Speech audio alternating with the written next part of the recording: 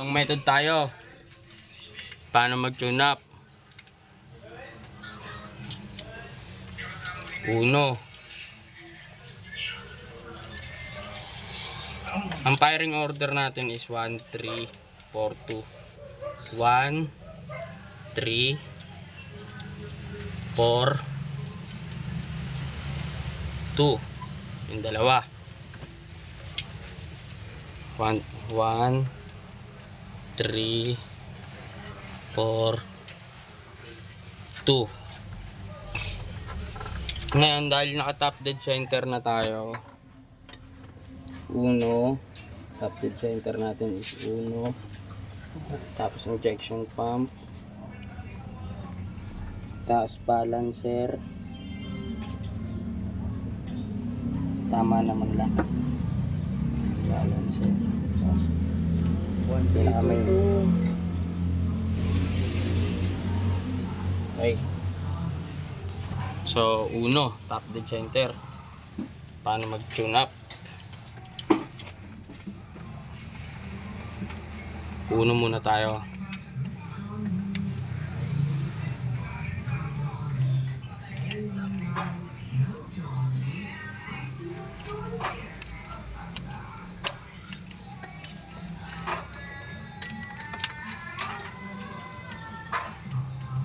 Uno.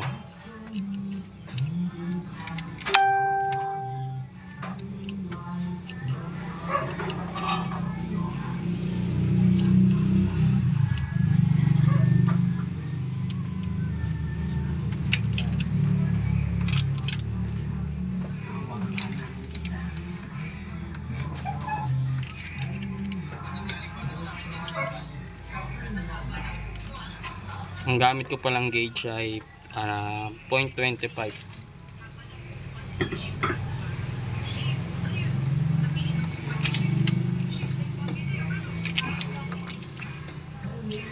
Okay, uno. Susunod sa firing order is 3. Ngayon, yung 3, para malalaman mo yan kapag naka-top dead center na yung 3, gagalaw muna tong 2. Kasi yung 3, ka-running mate niya is 2. Ito, yung exhaust ng 2, gagalaw yan. Lulubog, tataas. Lulubog, tataas. Ngayon, kapag tumaas na siya, tapos pumantay na siya dito sa intake na rocker arm, tapos gumalaw lang, pumitik lang ng konti, palubog yung 2, ibig sabihin, naka-top dead na yung 3. Okay? Ikot tayo. Pawak. Pawak.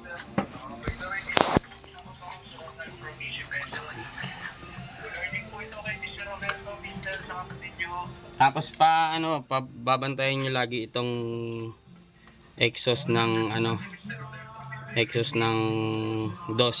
Kapag lumubog, umangat, tapos pumantay, gumalaw, bantayan mo yung 2. Bantayan mo yung 2. Ito ka mo. Bakit? Anong problema? Ikot tayo ha.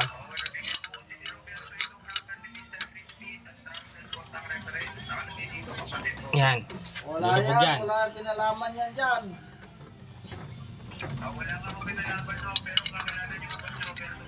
Wala yan. Hindi namin alam yan.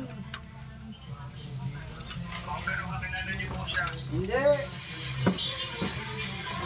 Taga-samba yun. Taga-samba yun, Ayan, nakangat boss. na. Taga-samba yun. Gumalaw na konti, pumitik na. Taga-saan daw siya, boss? Yung intake ng Taga-saan daw siya? ng 2. Ngayon, naka-top dead center na yung 3. Cavite? Ay, wala. Malayo, boss. Ilocos Yan mo, to. yung 3. Lalaki ng clearance kasi nagpalit tayo ng rocker arm. So, Wala na. Oo, hindi namin alam yan kasi Ilocos to. Oo. bablog ako eh. Okay. Walang clearance to, so adjust tayo ngayon. Pumasok din. Para hindi tawag ng tawag. 3. Top dead center ng 3 kapag gumalaw na yung ano.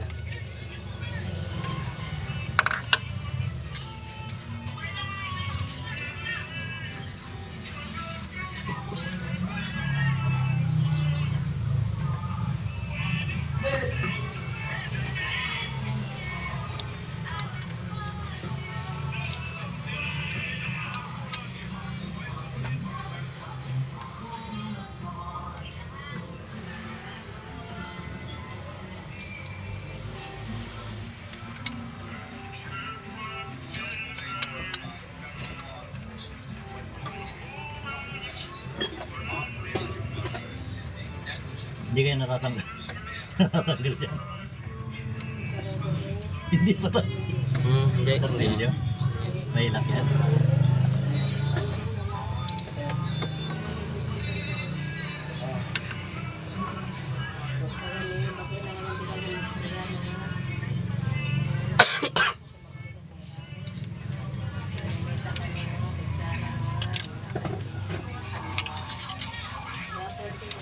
Long method to. Long method ng pag-tune up. May tuturo ko rin sa inyo kung paano mag-short method.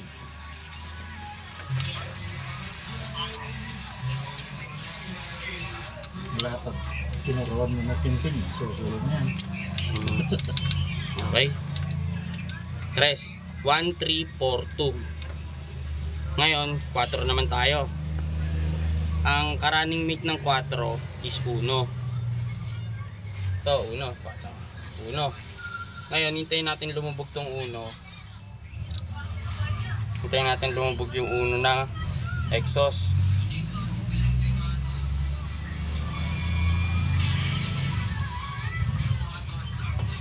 Ikutin natin ngayon.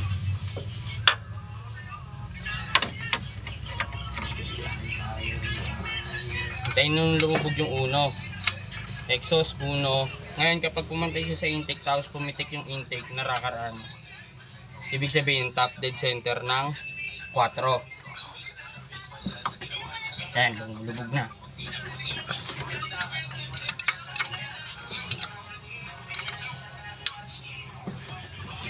Ayan, umangat na.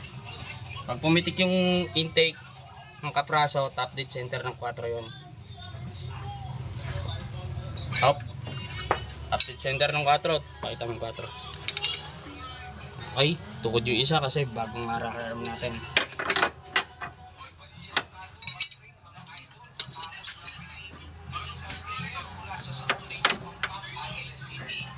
Quatro. Oh, tunapin natin 4.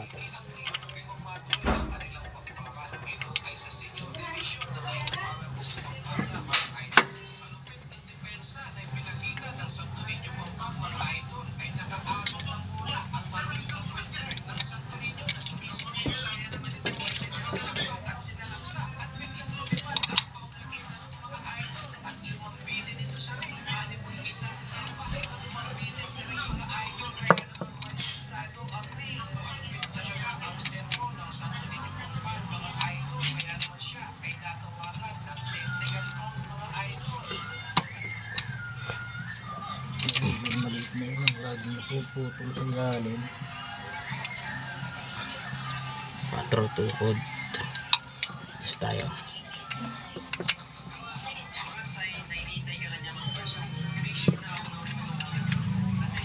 Pag maglulong method kayo, lagi nyo tatandaan yung ka-running mate ng bawat piston.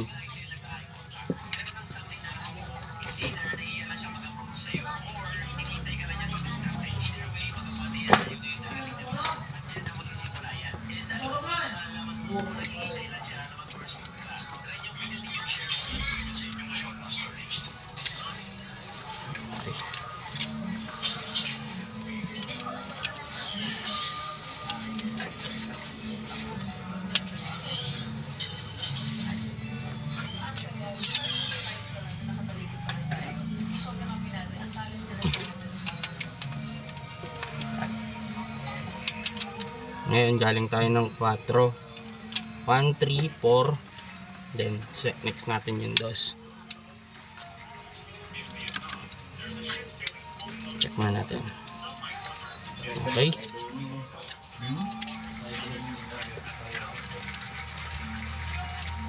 1, 3, 4, 2.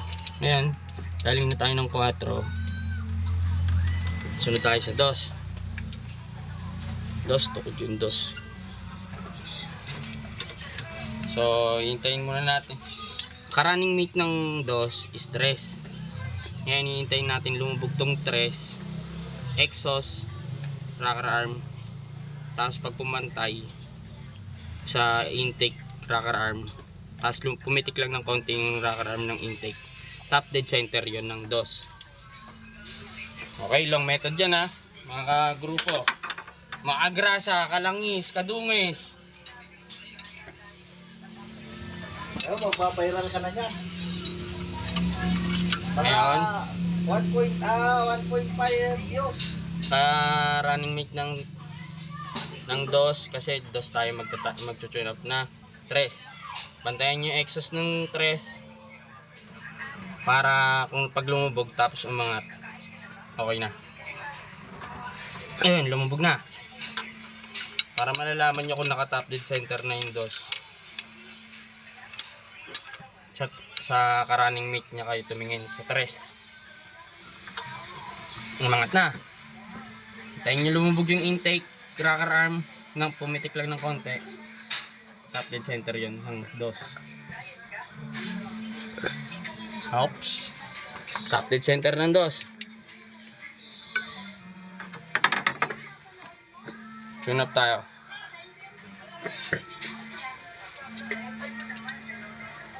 Luwag. Tukod.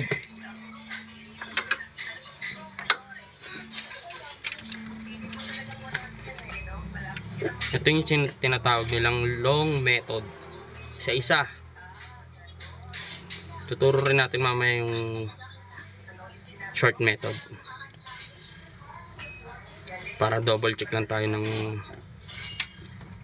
ano niya.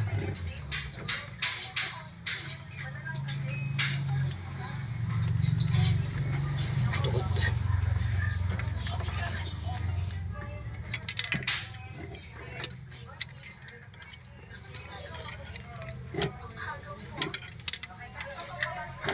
Okay.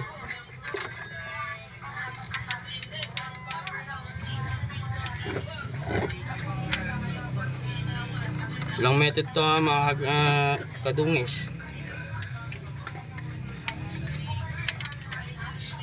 Mga kapulpol. Joke lang mga tropa. Long method yan. Okay, tapos na tayo. So, balik tayo sa top dead center. Uno, tuturo ko ngayon sa inyo yung short method.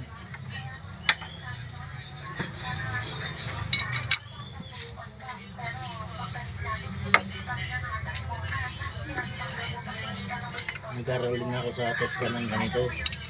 Pero mas ano ko yung electrical. Uno, top dead center tayo ng uno. Automotive. Uno, running mate niya is 3. Ay ang 4. Ngayon pag lumubog tong exhaust ng 4, tapos uno tayo mag-tune up from babalik tayo ng short method. Exhaust palubog na yan.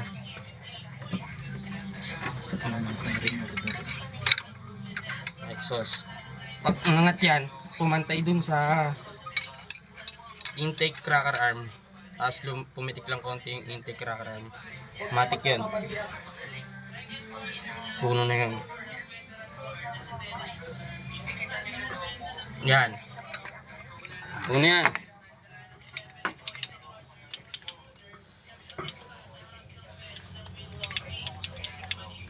To, short method tayo.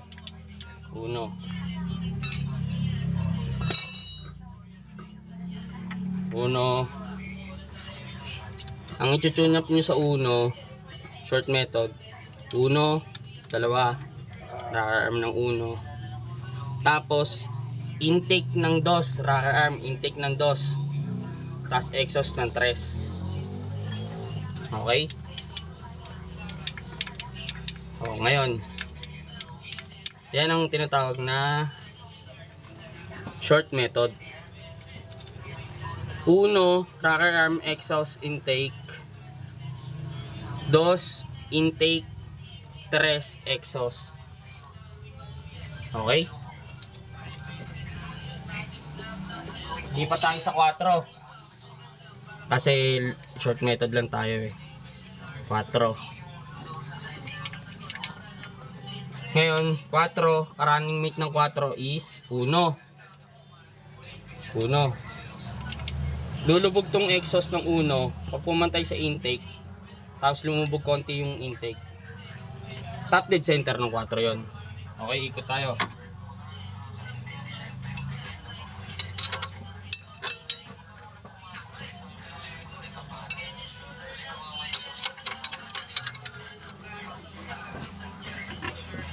Tutok mo sa 1. Lulubog na yan.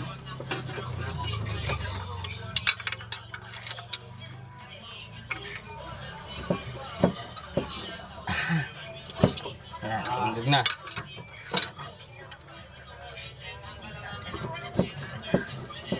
Ayan, papantay na yan. Pag lumubog konti itong intake, okay na yan. Hop. Top dead center ng 4 yan. 4. Ngayon, ang i-tune up natin sa 4, rocker arm ng intake, rocker arm ng exhaust ng 4. Sama nyo yung intake ng 3. Sama nyo yung intake ng 3. Okay? Tsaka exhaust ng 2. Okay? Ayos. Yan yung tinatawag na short method.